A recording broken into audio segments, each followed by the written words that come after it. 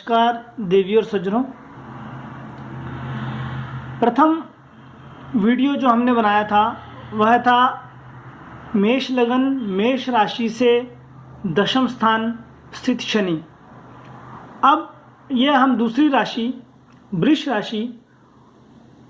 लगन के विषय में आपको बताने जा रहे हैं और वर्तमान समय में 24 जनवरी 2020 से 22 जुलाई 2022 तक शनि महाराज भाग्य स्थान में धर्म स्थान में भ्रमण कर रहे हैं।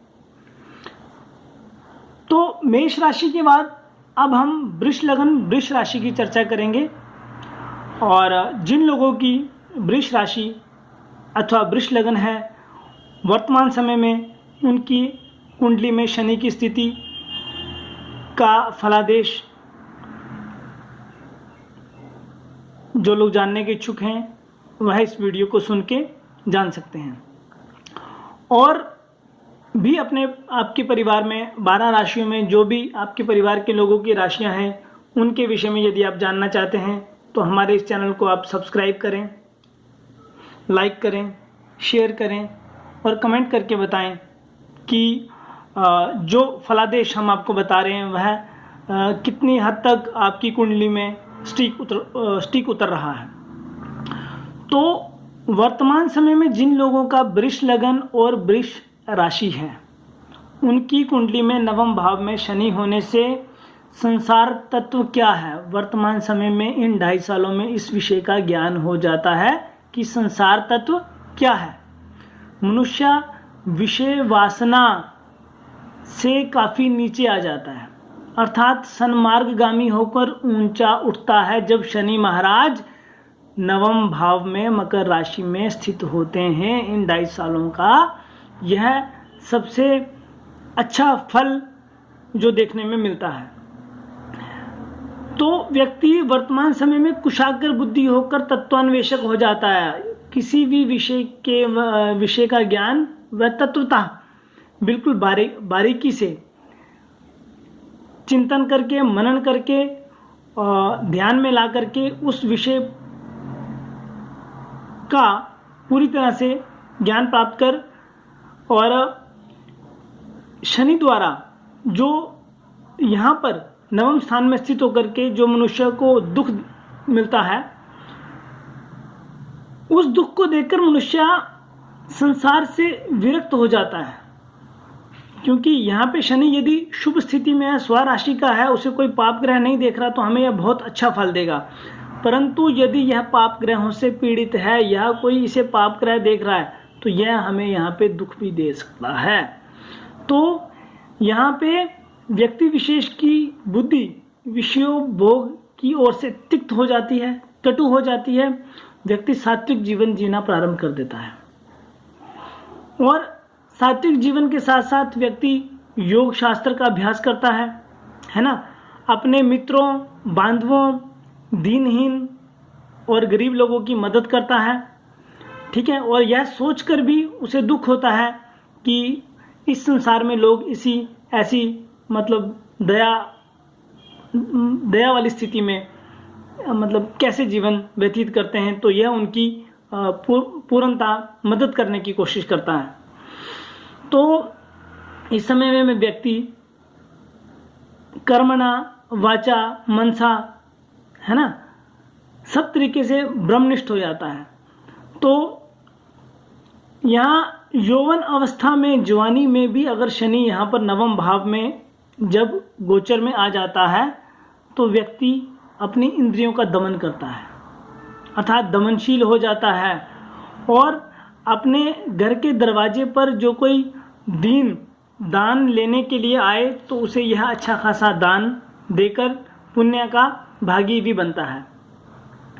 इसका स्वभाव बड़ा निर्मल हो जाता है अर्थात कुटिल न होकर निर्मल और सरल चित्त होने से इस समय में यह अपने जीवन में अपने धर्म की उत्तरोत्तर वृद्धि करता है।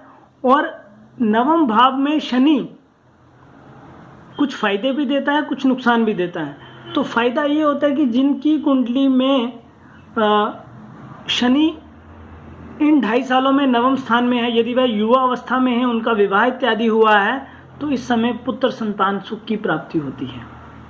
और दुख और कष्ट का कारण ये होता है कि नवम घर में शनि आने से इस समय में यदि शनि ग्रह पाप ग्रहों से पीड़ित होता है या देखा जाता है तो व्यक्ति के पिता की मृत्यु होने की संभावना भी होती है, अर्थात मृत्यु तुल्य कष्ट भी होता है।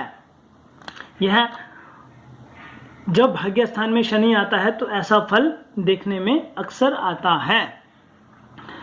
तो यदि पाप ग्रह के साथ होने से पिता की सेहत खराब होती है, वह कमजोर हो जाते हैं, है ना, उनके लिए यह समय अनिष्टकारक हो जाता है।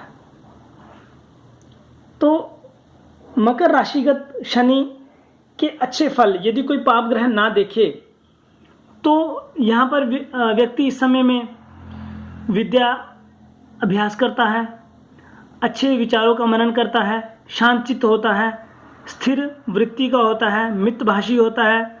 व्यक्ति कानून को, दर्शन शास्त्र को, वेदांत आदि जटिल विषयों में रुचि रखता है, उन विषयों में प्रवीणता हासिल करता है।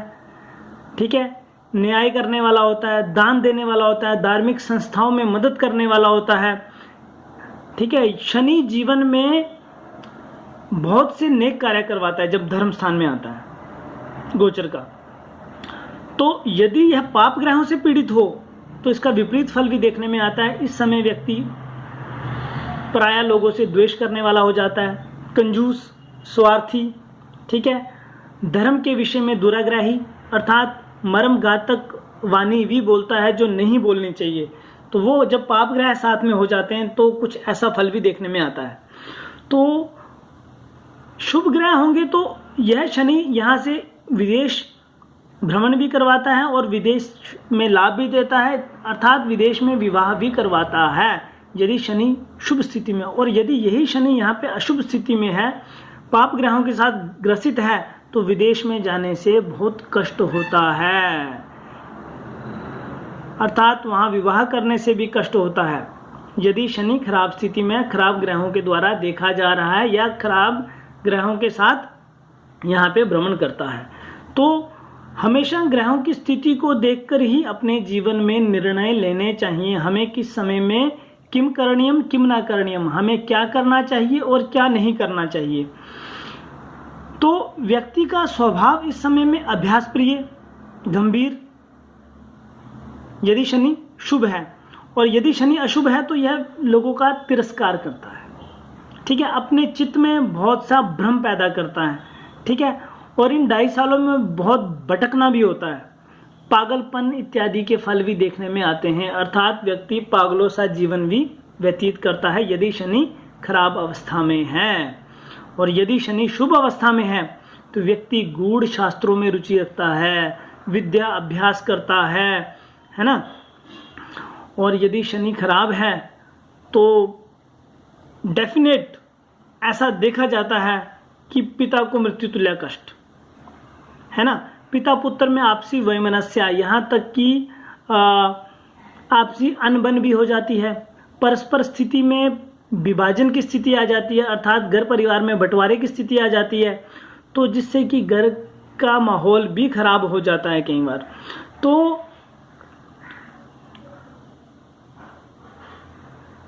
शनि भाग्य स्थान में यदि मकर राशि में स्वराशि में है तो एकदम से हमारे भाग्य को परिवर्तित भी करते हैं, अर्थात हमें बहुत कुछ दे के भी जाते हैं यदि वह पाप ग्रहों के साथ ग्रसित ना हो या पाप ग्रहों द्वारा ना देखे जाते हो। लेकिन यदि वह पाप ग्रहों से ग्रसित हो जाते हैं या उनसे देखे जाते हैं तो वह समय परिवार में बहुत उतार चढ़ाव वाला हो जाता है और बहुत सारी मुश्किलों का, दिक्कतों का सामना करना पड़ता है जो व्यक्ति ने सोचा भी नहीं होता। अचानक ऐसी विपत्तियां घर में आ जाती हैं। तो हमेशा अपनी जन्म कुंडली का अवलोकन भारतीय बहुत अच्छे ज्योतिषी हैं उनसे अक्सर कराते रहना चाहिए, जिससे कि आपको अपने जीवन के उतार चढ़ावों का पता चलता रहे और जीवन में आने वाले सुख और दुख के विषय में आपको ज्ञात होता रहे। और आप अपने जीवन में सही समय में सही फैसले ले सकें। और गोचर अनुसार ग्रहों की स्थिति को देखते हुए विद्वान ज्योतिषियों के संपर्क में रह के इसके निमित्त कुछ छोटे छोटे उपाय भी करते रहना चाहिए, है ना। कुछ घरेलू उपाय जो आप स्वयं कर सकते हैं, और यदि आप सामर्थ्यवान हैं तो आप ब्राह्मणों के द्वारा भी पूजा पाठ इत्यादि करवा के शनि के निमित्त, शनि से संबंधित जो ग्रह संबंधित जो चीज़ों का दान होता है वह भी आप कर सकते हैं। तो वह वर्तमान स्थिति में आपके खाली केवल वृष राशि, वृष लग्न और दशम भाव में शनि नहीं, बाकी भी अन्य ग्रहों की स्थिति को देखकर विचार करना चाहिए। तो यह था आपके वृष लग्न, वृष राशि का 24 जनवरी 2020 से लेकर 22 जुलाई 2022 तक का फल। अब इसके बाद अब हम जो वीडियो बनाएंगे वह बनाएंगे मिथुन लग्न, मिथुन राशि का अष्टम भाव में शनि का फल। इस वीडियो को देखने के लिए हम आपका तहे दिल से धन्यवाद करते हैं। धन्यवाद।